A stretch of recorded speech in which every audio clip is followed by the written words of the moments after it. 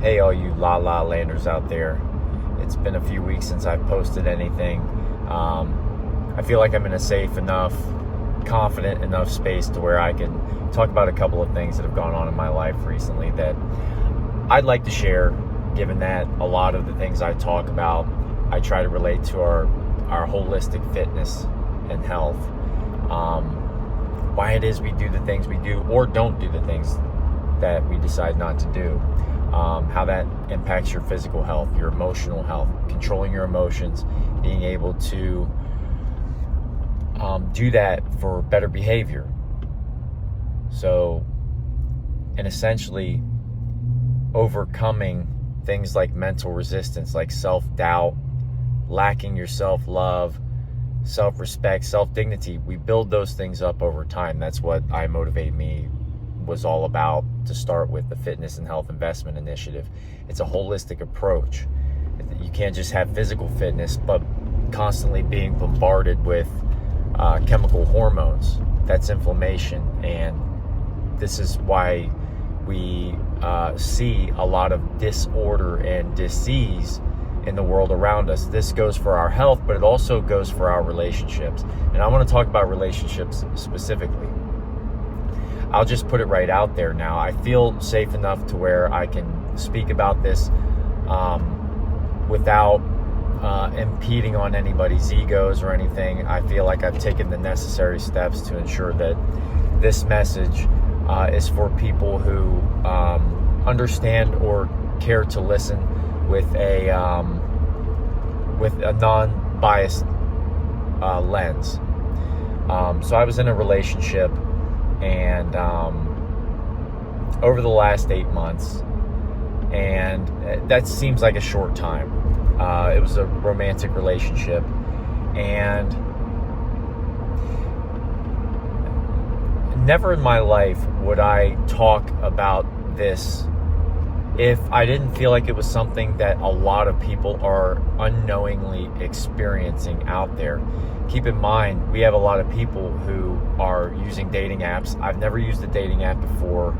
I understand what people are going through and what we are exposed to on a daily basis. I understand the effects of our childhood and the broken homes. You have divorce rates that are higher than ever in this country, and there are consequences for that in the short term and long term for your children, how they behave as young adults. And I only say this because I had to learn my anxious attachment style, to where if you don't have a father in the household that's there to teach you self-love, self-respect, and self-dignity, you end up having to be validated by external things. So you go and seek those things, and during your relationships, you end up being triggered emotionally by things. When you develop expectations, for example, and those may be unrealistic expectations that person can't meet to validate you, you go seek it from others. And now we have to talk about narcissistic tendencies and things like that. So I talk about these things because I had to reflect and realize the impact that it had on my previous relationships, people I loved and cared about. I have feelings, I have emotions, I have the capacity to love, but at the same time, why is it that I found myself heartbroken? And I didn't want to do that. And so you take time to heal, and when you realize the magnitude of influence that your past has on you and the things that we are exposed to on a daily basis. We're exposed to fearful, angry, violent things on a daily basis, and we go out there and project those things onto each other in many ways. And then because you have access to everybody, dating apps, social media, it's unlimited out there for you women especially. I mean, the options are pretty much unlimited if you think about it. And so I feel I can talk about this because it's something that's impacted me more than anything else ever has in my life. I've experienced many things, I've experienced heartbreak, I've experienced things, but I'm coming to learn about what's called avoidant attachment. And this is like a psychological attachment trope of relationships, where a person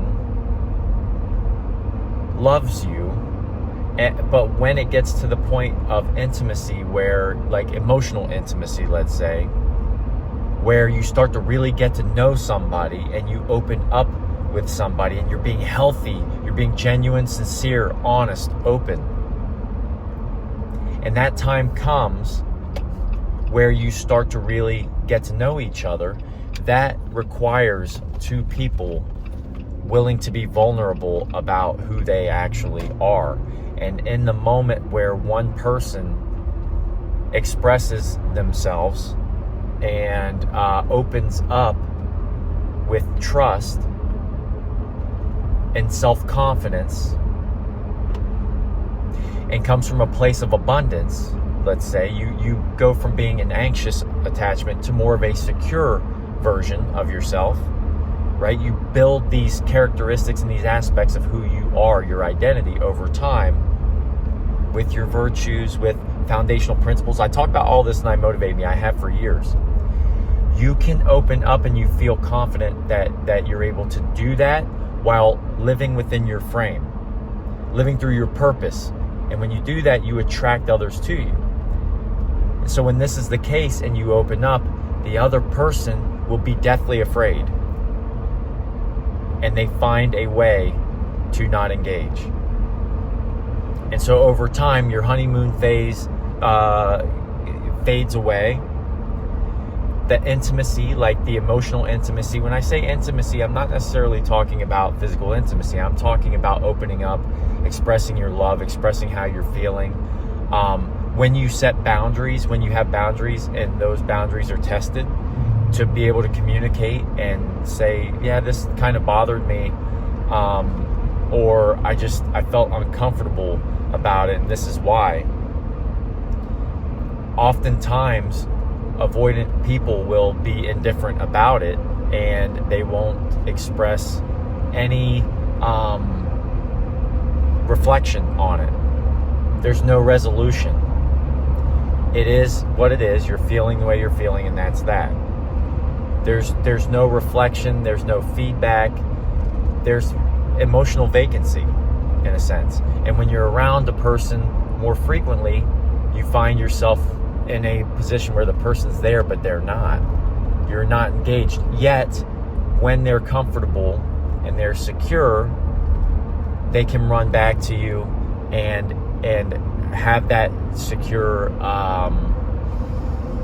that security, that emotional sense of security that you are there and you're willing to listen, you're willing to be there for that person. And because you're genuine and sincere, you move forward with things. You start to sacrifice or compromise. You make compromises, all while trying to maintain some sense of self. Now, over time, what happens is the person continues to be detached in many regards emotionally from you, even though they give you little hints here or there. They tell you they love you. They do certain things sometimes. That's fine. That's great. But it's few and far between. And there's a point where communication just doesn't exist. Things are left unresolved. And you end up compromising the integrity of who you are. And if a part of who you are is your self-respect, self-love, and self-dignity, and you start to feel like you have to over-explain yourself because you're coming from a place of needing reassurance, you start to make decisions like, okay, I love this person, I'm not going anywhere, but this is not healthy for me. I'm going to rely on my virtues, my meditations. I'm going to rely on prayer. I'm going to rely on keeping myself healthy, exercise, staying as focused as I can, even though you've been sacrificing a lot of your energy away from your purpose. Remember, your purpose means that you are engaged in what it is that you know you're doing in your life, and it's bringing life to you. Life flows naturally through you, for you, with you. And others share that with you. The people who are attracted to those things share that frame with you. They share that purpose with you. They become a part of it. But over time that erodes and you start betraying that.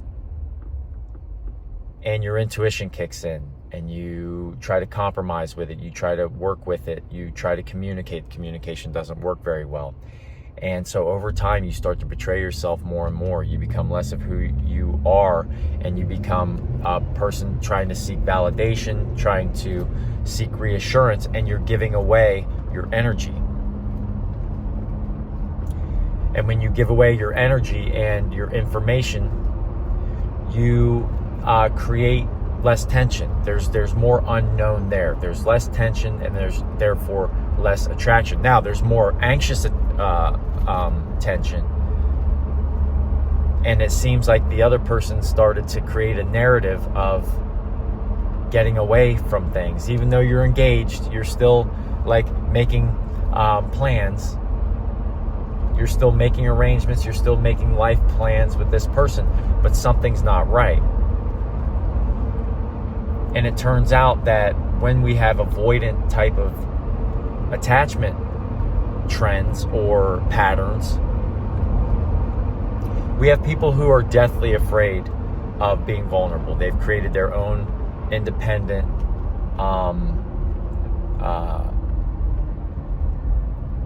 having their own independent sense of security. It's like their self-security,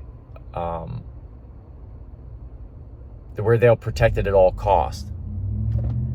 And that stems from childhood, perhaps. That's usually what happens when it's not acceptable to display your vulnerabilities, your intimate emotions, and how you feel. And so, in the moment when someone expresses themselves and lets you know, okay, this is real, to that person it becomes survival.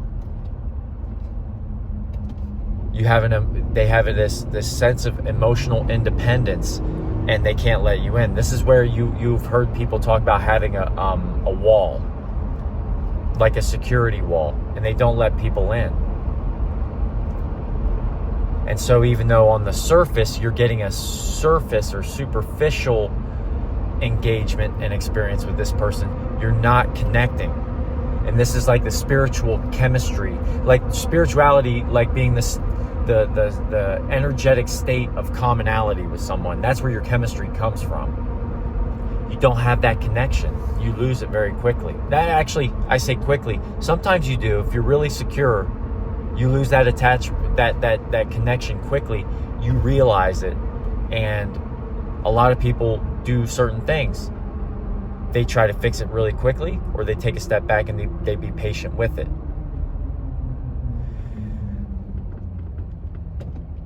And so for secure people, they tend to be a little more patient with it and process it. And this was my deal.